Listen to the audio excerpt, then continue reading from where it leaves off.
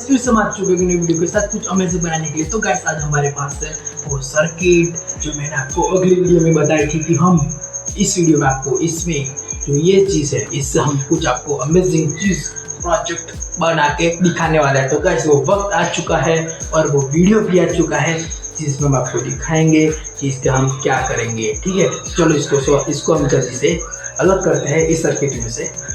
ठीक है, और आपको हम दिखाते हैं कि इससे क्या बनता है।